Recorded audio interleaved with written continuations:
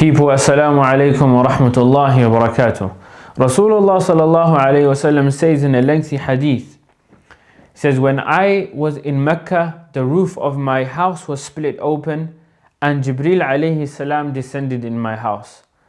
When Jibreel alayhi salam descended into my house, he split open my chest and washed it with Zamzam. And then he came with a golden vessel filled with wisdom and faith and poured it into my chest and then sealed it. Then he took me by my hand and ascended to the lowest heaven in Jannah. And when he reached the lowest heaven in Jannah, he said to the gatekeeper, open up. And the gatekeeper said to him, who is with you? And Jibreel alayhi salam responded by saying, Muhammad sallallahu alayhi wasallam. And then the gatekeeper said, has his mission begun? And Jibreel alayhi salam said yes. Thereafter, 50 salawat were enjoined upon my ummah. This is what the Prophet ﷺ is narrating in this hadith in Bukhari. 50 salawat have been enjoined upon my ummah. And now this is to do with Prophet ﷺ now ascending in Jannah, and he passes by Musa alayhi salam. And he has a discussion with Musa alayhi salam about the 50 units of prayer that had been enjoined upon his ummah. And Musa alayhi salam advised the Prophet ﷺ to say, your ummah will not be able to bear this. So go and request from Allah subhanahu wa ta'ala to reduce this. And the Prophet ﷺ did so, and he came back to Musa alayhi salam. And he kept getting the same reply, your ummah will not be able to bear this. Rasulullah went to Allah Azza wa Jal, requested for the units of prayer to be reduced, came back to Musa alayhi salam, and he was met with the same answer again and again. Until Rasulullah sallallahu alayhi wasallam had reached 5 units of prayer, i.e. the 5 salawat we pray today, it reached that. And then when he went to Musa alayhi salam said the same thing, but then the Prophet ﷺ said, I now feel shy in front of my Lord, i.e. to request something lower than 5 salawat. Dear viewers, brothers and sisters, I pray you're all well, inshallah. Keep this story in mind because I'm going to refer to it, this hadith, later on in the video. This video, as you can tell, is about the Ṣalāh and the believer and the Ṣalāh, the relationship of Ṣalāh and the believer, the attachment and link they have. This video isn't going to be about, you could say, the rules and regulations about salawat, because there's a lot of rules and regulations and videos you can find regarding Ṣalāh, where to put your hands, what to read, how to do ruku', how to do sujood, how to do taslim, what to read in sujood, what dua is the best preferred in sujood, etc. So this video is not going to be about that. Neither is this video going to be one where scary kind of narrations are going to be brought forward, surrounding the punishments of the one who does not pray Ṣalāh. Rather, I want to kind of build the case and explain how Ṣalāh in our lives, if we view it correctly and then practice it correctly, will be a game changer to our lives as Muslims in the 21st century. We'd like to now build a picture or some context around Ṣalāh. Because in Islam, nothing is isolated from one another. Yeah, nothing is isolated from one another. Now, in the times we live in today, because Islam doesn't have a civilization, sometimes these acts of worship can seem isolated. Why? Because there's no, you could say, none of these rituals or these routines are reflected in society. And I'll explain what I mean by that. You see, in Islam civilization, the core idea which the Islamic civilization is built upon is an idea known as taqwa, i.e. to be conscious of Allah subhanahu wa ta'ala and to be mindful that Allah Azza wa Jal is always watching and listening to your every move. It's upon that idea the Islamic civilization was founded upon. Which is why when Islam in its early era began, you didn't see a heavy sense of surveillance. People weren't spying on one another. People, in fact, in Islam, spying is prohibited. You can't spy on your neighbor. You can't do these things. Why? Because people understand very clearly that you cannot transgress the limits of Allah subhanahu wa ta'ala. So whether or not people are watching you, Allah Azza wa Jal is always looking over your every action. And whether or not people can hear you, Allah subhanahu wa ta'ala is most watching and most hearing. So now, when you have this you could say, this routine of salah within an Islamic civilization, it further reinforces the idea of taqwa already within a civilization which upholds Islam. Because human beings, like Allah Azza wa Jal says, human beings are forgetful, isn't it? Right? Human beings forget their duties. Human beings can, they can have a lapse. But within this Islamic civilization, you have 5 daily prayers which always connect you to that central idea of that civilization. As we know now, in the West, the times we're living in now, and the West is the most, you could say, the dominating walk of life, taqwa isn't the central idea of society. Taqwa, i.e. being mindful of Allah, isn't the basis upon which this civilization was established upon. Yeah? Which is why now salah can somehow seem a little bit abstract. That you're praying to Allah subhanahu wa ta'ala 5 times, but then you got all of the filth and evil and lying and cheating and oppression that goes on in the world. Like, it's not mirrored. It's not mirrored. Whereas in an Islamic civilization, you had Islam, which was a model of governance, and that model of governance was reflected by the rituals. It came hand in hand. That's why salah, it makes sense to be, it made sense for salah to be in an Islamic civilization. Why? Because you could say it was just a natural way to remind people of what their greater purpose in life was. Now, obviously, in this day and age, it's not mirrored. Which leads me on to my next point. If we do not have an Islamic civilization, then it reinforces the point about us being more wary of praying salah to Allah subhanahu wa ta'ala, because we are not even living in an Islamic way of life. Which is more of a reason why you should be more connected to speaking to Allah subhanahu wa ta'ala 5 times a day. Do you see? Because we don't have Islam, we don't have a model of governance which upholds any tenets of the deen. Promiscuity, zina, lying, cheating, fraud, oppression, stealing, theft. All of these things are prevalent in society. Everyone's doing them all the time. In an Islamic way of life, you won't have that. You won't have that at all. But now imagine we don't have an Islamic civilization. So just imagine now how important it is furthermore than ever before to focus on this relationship you have with Allah subhanahu wa ta'ala. Million times more important now, because nothing in society reflects your belief.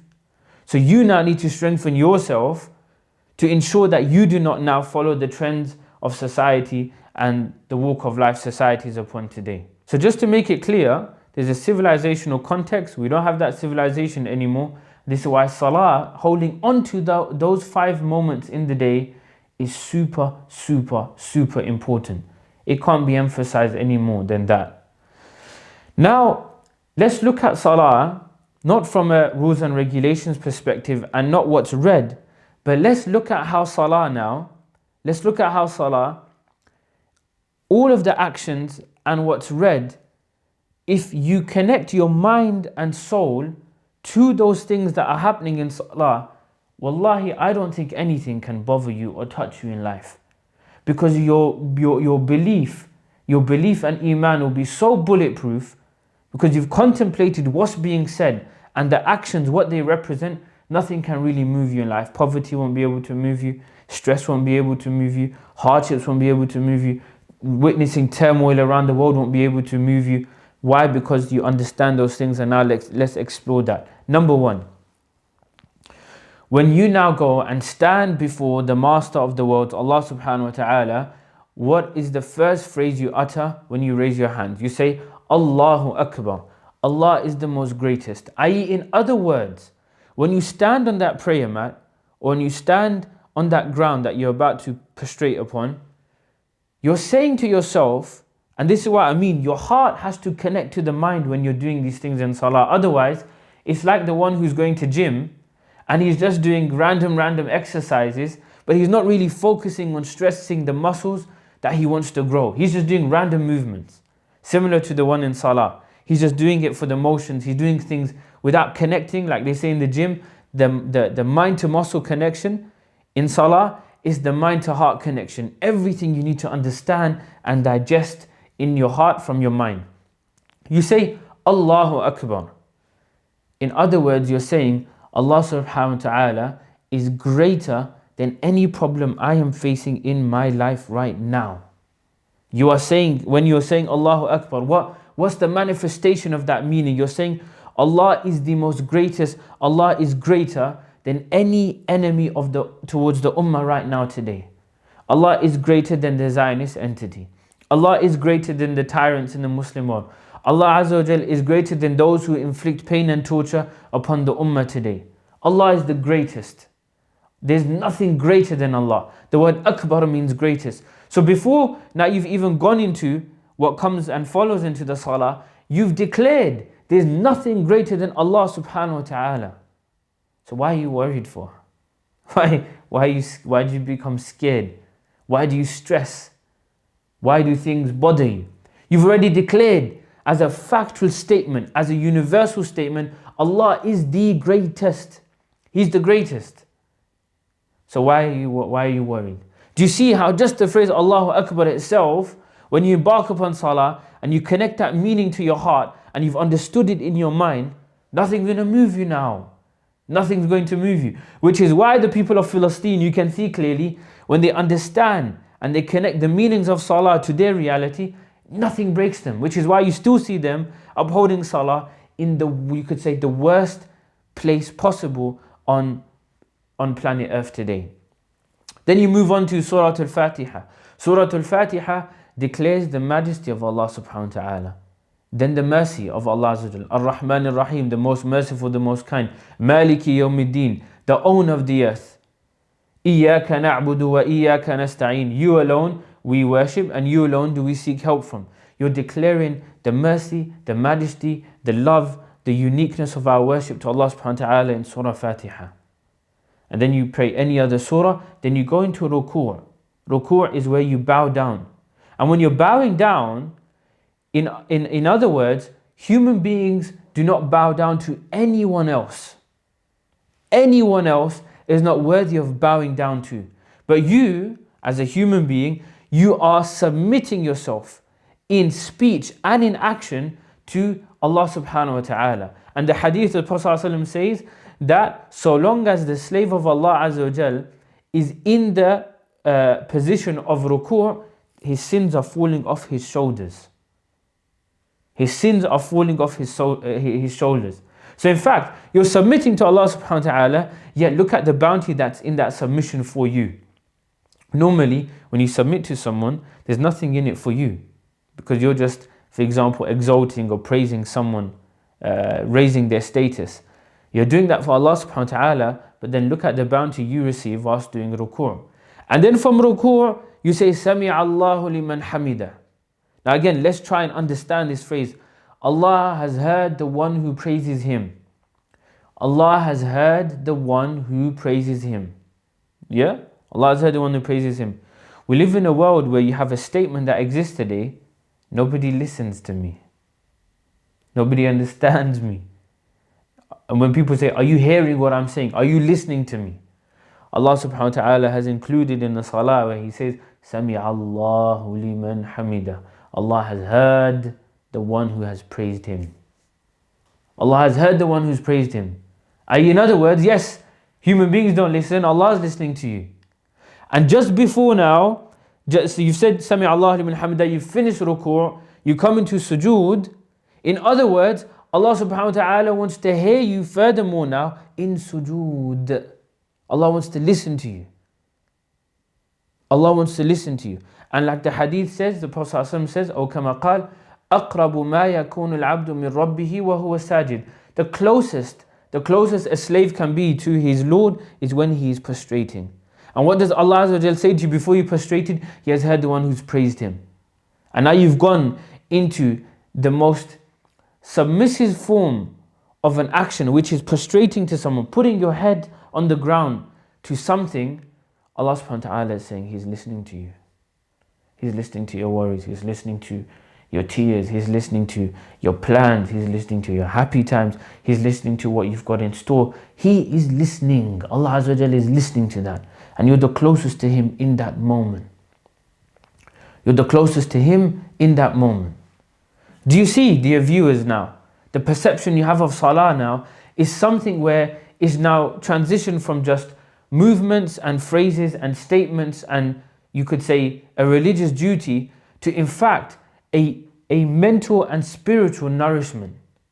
You're doing that 5 times now in a day, and you're doing ruku' more than 5 times, sujood more than 5 times, saying Allahu Akbar more than 5 times. Do you see what it should do to a human being? You see what it should do to someone now, and you can understand what it can do, because just simply look towards Palestine today. Bulletproof Iman. You can't shake a nation. They've been killed, butchered, massacred, killed, buried their children, buried their parents, but still, because of this essence of Salah, they cannot be moved, because they understand every single movement and motion and phrase and statement. They've understood it in mind, they've understood it in heart. Now move on to the point of tashahhud, where you're saying at-tahiyyat. In tashahhud, there's a famous statement which you utter. You say, Ashhadu an la ilaha illallah. Ashhadu an la ilaha illallah wa ashhadu anna Muhammadan abduhu wa rasuluh. I bear witness that there is no one worthy worship of Allah, and Muhammad sallallahu alaihi wasallam is his messenger and his slave. Yeah? His messenger and his slave. And whilst you're doing that, you're raising your finger.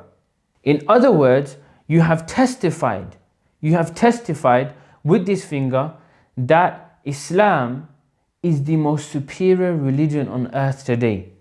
And you're testifying with your finger, you have chosen and declared Islam to be your way of life. You have chosen with this finger that Islam is the most dominant, superior way of life that you have chosen for yourself. In other words, when you leave now Salah, you can't use this finger to cheat Allah subhanahu wa ta'ala. You can't use this same finger that declares the majesty of Allah Azza wa Jal and the purity of the deen to inflict harm upon Muslims. And Sayyid Qutb, he said this, rahmatullah alayhi. Sayyid Qutb, rahmatullah alayhi, before he passed away, the Egyptian authorities said to him, look, we will release you if you sign documents to say that you're going to stop what you're doing, i.e. da'wah to Allah subhanahu wa ta'ala. And he said, how can I sign this paper, i.e. hold this pen, with the same finger that declares the oneness of Allah subhanahu wa ta'ala? With the same finger that declares the oneness of Allah subhanahu wa ta'ala, how can I cheat Allah Azza wa Jal? I hold the pen with one finger, and that same finger I declare Allah Azza wa Jal His greatness. Yeah? So look now how all of these motions and statements in Salah, what they should do to a person. What they should do to a person. Transform him. It's nourishment, like I said, for the mind and the soul. And then you move on later on into the Salah. When you ask Allah subhanahu wa ta'ala in the last part, the last dua, you ask Allah subhanahu wa ta'ala for protection of the punishment of the grave and the fitna of the Dajjal. Yeah? When you're asking Allah subhanahu wa ta'ala for these things, and then you leave your Salah, it doesn't sit well with you when you're doing actions which lead up to Jahannam. Because look what you are asking for. Like if you truly understand and you've mentally made the connection, you're asking Allah, Allahumma inni a'udhu bika min adhab al-qabr wa min adhab Jahannam. Oh Allah, I seek protection from you. I seek refuge in you from the punishment of the grave and the punishment of Jahannam.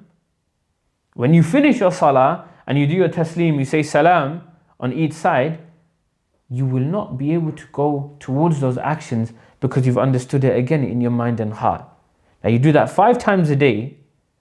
If you're out in the morning, in the daytime, in the nighttime, just before the sun has risen, you're doing these things, you're going to have a day which is geared around the taqwa of Allah subhanahu wa ta'ala. You're going to have a day which is productive for your deen and your dunya at the same time. Your deen because this is reminding you of taqwa, and your dunya because you're not going to do anything which draws you towards the anger of Allah subhanahu wa ta'ala. Yeah? And the last thing I wanted to touch upon, dear brothers and sisters, viewers, is a human example. Yeah? Let's go back to the hadith I mentioned in the beginning. Allah subhanahu wa ta'ala enjoined upon this ummah 50 salawat, 50 prayers. Now some think, wow, like I struggle to do 5. But hopefully after you've listened to this video, you wish that there were more salahs that you could perform. But it was from Allah's mercy and the request of Prophet ﷺ that it was 5. But now let's shift this perspective, because some people do have this idea that, wow, it's so hard, it's so difficult. Again, let's just shift the perspective. Let's change the approach towards this. Imagine, and everyone knows this, it's witnessed in society, that a woman you're in love with messages you more than 50 times a day. Messages you more than 50 times a day, yeah? Some people don't even allow the WhatsApp ticks to just be grey, because they turn blue straight away. They're red straight away. And that's way more than 50 times a day that they're receiving these messages, and they're going back and forth. Yeah? That's a woman. We know it's very possible for human beings to deceive one another, to betray one another, to get into arguments, raise voices. All of these things happen. Yet, the human being, and it goes for the opposite as well, for the man and to the woman, you're able to respond to these messages like speed of light, because you have love for that person. But now imagine Allah subhanahu wa ta'ala knew 50 times, Him showing that level of love and connection 50 times was too much for the Ummah of Muhammad sallallahu alaihi wasallam. So now Allah Azza wa Jal relegated it just to 5 times where Allah subhanahu wa ta'ala wanted to express His love, and Allah Azza wa Jal doesn't betray. Allah Azza wa Jal doesn't raise His voice towards you. Allah Azza wa Jal doesn't deceive you. Allah Azza wa Jal doesn't hurt your feelings. Allah Azza wa Jal doesn't do any of these things. But all Allah Azza wa Jal is seeking from the mu'min in these 5 times is that he just recognizes that each one of these times in the day is Allah Azza wa Jal's declaration of love for him and her. So come towards Him 5 times.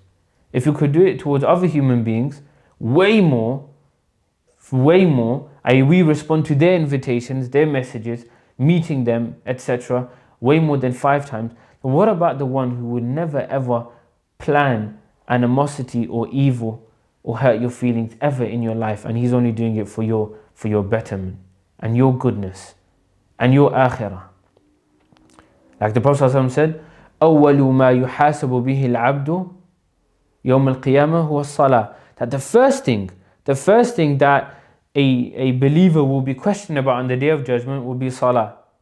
فإن صلحت صلح سائر عمله. And if the Salah was sound, then the rest of his actions on that day will be sound. وإن فسدت, but if it was corrupt, i.e. there was some negligence in there, فسد سائر عمله, then the rest of his deeds will be the same. So do you see, dear viewers, brothers and sisters, how the whole idea and perception of Salah has changed now?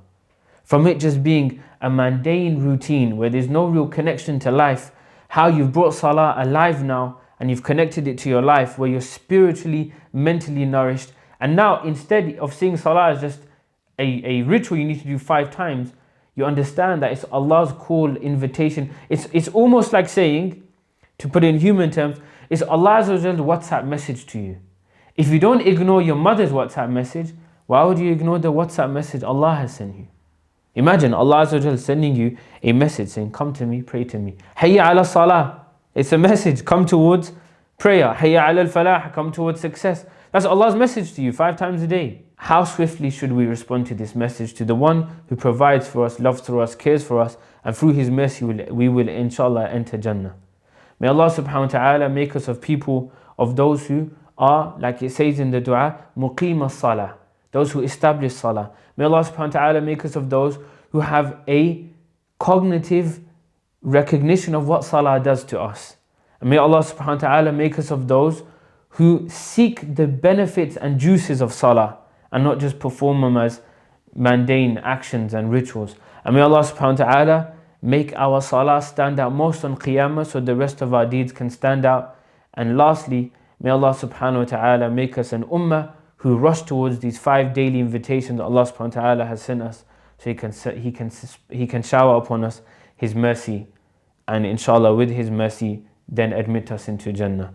Barakallahu feekum. Wassalamu alaikum wa rahmatullahi wa barakatuh.